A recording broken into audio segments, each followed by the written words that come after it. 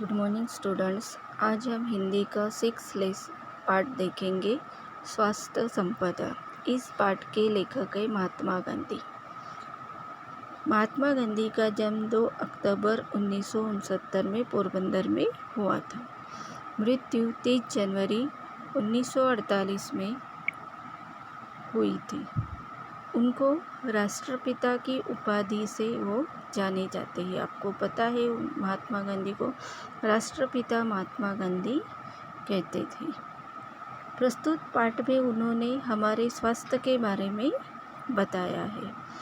हमारा स्वास्थ्य हमारी सबसे बड़ी संपत्ति है। स्वास्थ्य यदि ठीक है तो दुनिया में सारे सुख हमारे मुट्ठी में है। कहा भी गया है कि पहला सुख निरोगी काया। अच्छे स्वास्थ्य के लिए जितना आवश्यक है, सीमित है और संतुलित भोजन उतना ही जरूरी है।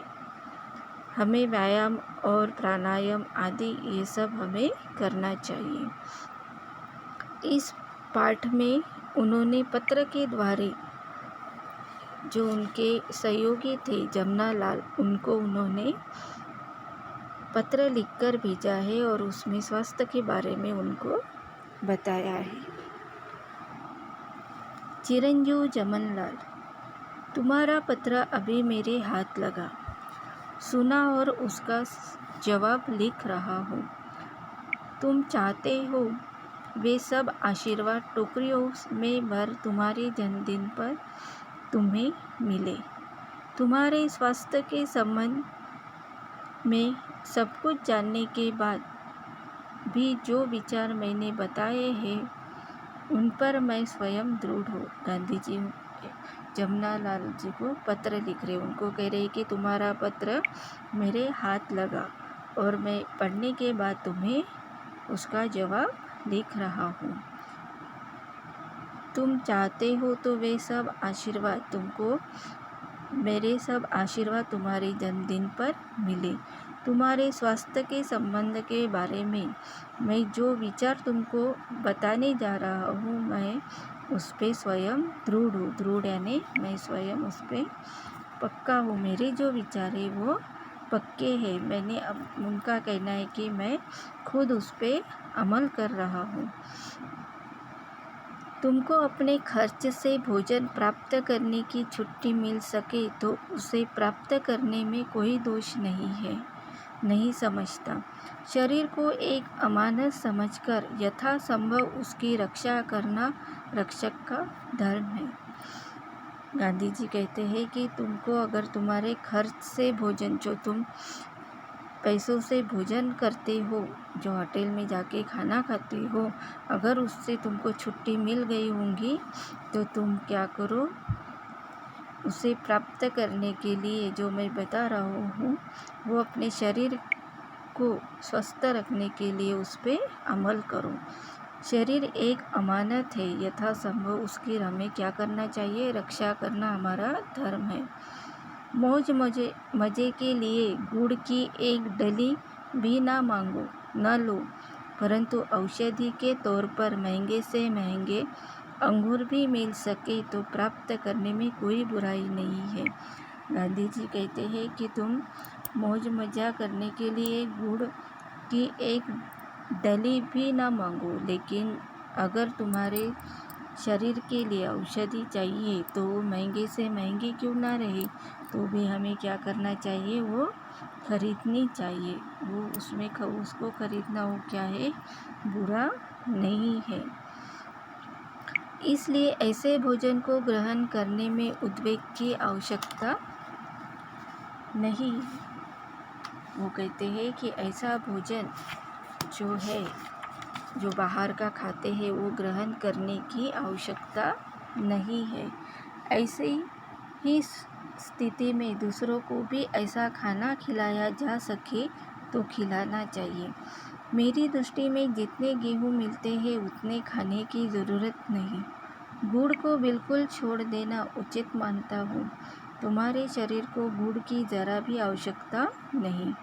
इसके बदले निर्दोष शुद्ध शहद लेना अधिक अच्छा है। परंतु जब तक मीठे फल मिल सकते हैं उसकी भी ज़रूरत नहीं। दूध की मात्रा बढ़ाना अच्छा है। गांधी जी उनको कहते हैं कि ऐसे स्थिति में अगर तुम दूसरों को खाना खिला रहे हो तो वो कैसा खिलाओ, जिनका उनका शरीर अच्छा रहे, स्वस्थ रहे, पौष्टिक खाना उनको तुम खिलाओ। उनका कहना है कि मेरी दृष्टि से जितने गेहूँ मिलते हैं उतना सभी खाना ज़रूरी नहीं है। और रही बात गुड़ की, तो गुड़ तुम्हारे शरीर के लिए कैसा है, अच्छा नहीं है, इसलिए तुम्हें गुड़ की बिल्कुल ही आवश्यकता नहीं है, इसलिए तुम गुड़ मत खाया करो। उसके बदले क्या खाओ, शहद लेना अधिक अच्छा है, तुम शहद खाना चालू कर दो। जब तक तुम्हें मीठे फल मिल सकते हैं तुम उसको भी खाओ और अपने खाने की मात्रा में दूध जो है उसकी मात्रा बढ़ाओ। जैतून के तेल की जगह मक्खन लेते हो यह ठीक ही है। मक्खन में जो विटामिन होते हैं वे जैतून के तेल में नहीं होते।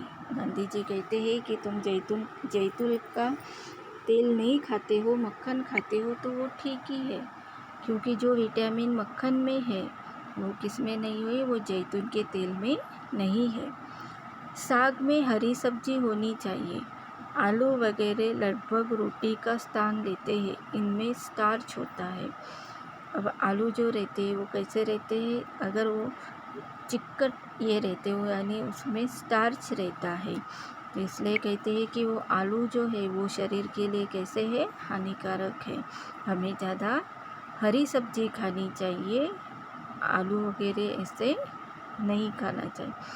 तुमको स्टार्च की कम से कम ज़रूरत है और जितनी होगी वह सब गेहूँ से पूरी हो जाएगी। वो कहते हैं कि तुम्हारे जो शरीर को स्टार्च की क्या कम से कम ज़रूरत है, जितनी तुम्हें आवश्यकता है वो तुम्हें किस में मिल जाएगी, गेहूँ से ही वो तुम्हारी पूरी हो जाएगी। मक्खन दूध काफ़ी है। इसके घटाने बढ़ाने का आधार वजन के ऊपर है। वजन के स्थिर हो जाने तक और हजम होता रहे तब तक मक्खन की अथवा दूध की या दोनों की मात्रा बढ़ाते जाना चाहिए। वो कहते हैं कि मक्खन और दूध ही तुम्हारे शरीर के लिए काफ़ी है। इसे घटाने बढ़ाने का आधार वजन के ऊपर है। अगर वजन तुम्हारा बढ़ रहा है, घट रहा है, तो उसके लिए क्या करना, मक्खन और दूध ही तुम खाने में लो। इससे वजन तुम्हारा स्थिर रहेगा और खाना भी हजम होता रहेगा। तब तक तुम मक्खन और दूध इन दोनों की मात्रा बढ़ाते रहो। तरकारियों में लौकी तथा भिन्न भिन्न प्रकार की सब्जियां, फूलगोभी, पत्ता गोभी, बिना बीज की सेम, बैगन, इन सब की गिनती अच्छी हरी सब्जियों में होती है। वो कहते हैं कि जो हरी सब्जियां हैं, जो भिन्न लौकी है, फूलगोभी, पत्ता गोभी, बिना बीज की सेम, ये सब तुम खाने में खाओ। गेहूं का आटा चोकर मिला हुआ होना चाहिए। गेहूं का आटा जो है वो चोकर मिला हुआ होना। चोकर यानी गेहूं का आटा छानने के बाद बचा हुआ जो हम गेहूं पीस कर लाते हैं, उसका आटा लाते हैं, तो कुछ लोग आटे को छानते हैं, लेकिन वो आटा छानना नहीं चाहिए, क्योंकि वो वैसे ही मिलाया हुआ आटा हमें, चोकर मिलाया हुआ ही आटा हमें खाना चाहिए। यदि गेहूँ बिल्कुल साफ करके पिसा गया हो तो उसका कोई भी अंश नहीं फेंकना चाहिए। हम गेहूँ छान कर ही पीस कर लाते हैं, इसलिए उसको आटे को जब पीस कर लाते हैं तो वो आटा हमें क्या नहीं करना चाहिए, वो छानना नहीं चाहिए, और उसमें से जो बचा अंश रहता है छानने के बाद वो फेंकना नहीं चाहिए।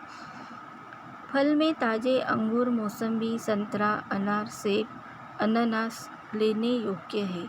आजकल जो प्रयोग अमेरिका में हो रहा है उससे मालूम होता है कि एक ही साथ बहुत सी चीज़ें नहीं मिला देनी चाहिए। वो कहते हैं कि तुम फल में ताज़े अंगूर, मौसम्बी, संतरा, अनार, सेब ये लेना क्या है, योग्य है। ये तुम अपने खाने में इस्तेमाल करो इन चीज़ों का, इससे तुम्हारी सेहत क्या रहेगी, अच्छी रहेगी। आजकल अमेरिका में भी लोग एक साथ सभी यूज़ नहीं करते, सभी चीज़ों को एक साथ मिलाकर नहीं खाते। फल अकेला ही खाने से उसके गुण बढ़ते हैं। भूखे पेट खाना तो सर्वोत्तम है। वो कहते हैं गांधी जी की फल अगर सिर्फ तुम फल ही खा रहे हो तो वो तुम्हारे शरीर के लिए कैसा है, अच्छा है। अगर भूख लगी है तो खाना खाने से अच्छा है कि तुम एक आध फल खा लो, वो अधिक अच्छा है। अंग्रेज़ी में कहावत है कि सुबह का फल सोना है और दोपहर का चांदी है। इसलिए पहला खाना अकेले फल का होना चाहिए। क्या तुम सुबह गर्म पानी पीते हो? वो कहते हैं कि सुबह का जो फल, अगर सुबह तुमने खाली पेट सिर्फ एक फल खा लिया तो वो क्या है, सोने जैसा है। और दोपहर में भी एक फल खाया तो वो चांदी के समान है। वो कहते हैं कि फल ये अकेले ही खाना, सिर्फ फल ही खाना चाहिए, खाने के साथ या खाना खाने के बाद नहीं खाना चाहिए। फिर वो पूछते हैं क्या तुम सुबह गर्म पानी पीते हो? सुबह गर्म पानी पियो तो हर्ज नहीं। तुमको 24 घंटे खुली हवा में रहने की इजाज़त मिल सकती हो तो लेनी चाहिए।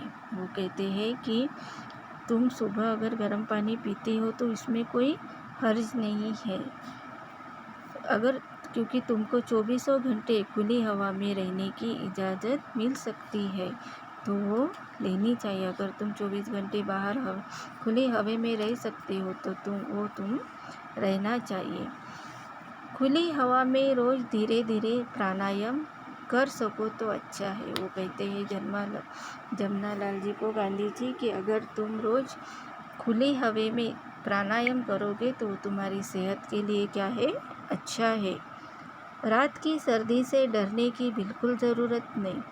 कंबल गले तक अच्छी तरह ओढ़ लिया हो और सिर तथा कान पर कपड़ा लपेट लो तो फिर कोई हानि नहीं। वो कहते हैं कि रात में जो सर्दी रहती है, सर्दी यानी ठंडी रहती है, उससे डरने की कोई ज़रूरत नहीं है। कंबल अगर ओढ़ लिया है और सर पर कपड़ा लपेट लिया हो तो उससे तुमको ठंडी से कुछ भी हानि नहीं होती। 24 घंटे शुद्ध से शुद्ध हवा श्वास के लिए फेफड़ों में जाए, यह अति आवश्यक है। गांधी जी कहते हैं कि जो सुबह की हवा रहती, 24 घंटों जो शुद्ध हवा रहती है वो हमारे श्वास के लिए फेफड़ों के में जाना चाहिए। यह अति आवश्यक है कि वो अपने फेफड़ों के लिए शुद्ध हवा आवश्यक है। सुबह की धूप सहन हो सके तो इस तरह शरीर को खुली हवा में जितना खुला रख सको उतना रखना चाहिए। वो कहते हैं कि सुबह की जो धूप है वो शरीर के लिए अच्छी है। सुबह की धूप और खुली हवा खुले शरीर को जितना अगर तुम दे सको, जितने देर तुम अपने खुला शरीर रख सकते हो उतना तुम रखना चाहिए। माधव जी की गाड़ी तो ठीक चल ही रही है, वहाँ जो साथी रहते हो और जो आवे सो हम तीनों का यथायोग्य आशीर्वाद पावे। गांधी जी उनको कहते हैं कि माधव जी की गाड़ी ठीक ठाक चल रही है, गाड़ी यानी वो उनकी तबीयत ठीक ठाक है, वह जो साथी रहते हैं उनको हम तीनों का यथायोग्य उनको क्या है, आशीर्वाद है। और इतना लिखकर वो अपना पत्र लिखना बंद कर देते हैं। आपने देखा है इस पाठ में गांधी जी ने अपने दोस्त को जमनालाल जी को स्वास्थ्य के बारे में बताया है कि तुम जो बाहर का खाते हो खाना वो तुम मत खाओ। अपने शरीर के लिए तुम्हें क्या आवश्यक है, तुम्हारे शरीर के लिए अच्छा भोजन, स्वास्थ्य अगर अच्छा रखना है तो अच्छा भोजन तुम्हारे शरीर के लिए आवश्यक है। तुम क्या क्या खाना चाहिए, किस तरह से खाना चाहिए, प्राणायाम करना चाहिए, योगा करना चाहिए, वो सब उन्होंने इस पाठ में उनको पत्र के द्वारा बताया है। यह पाठ यहाँ पे हो गया है।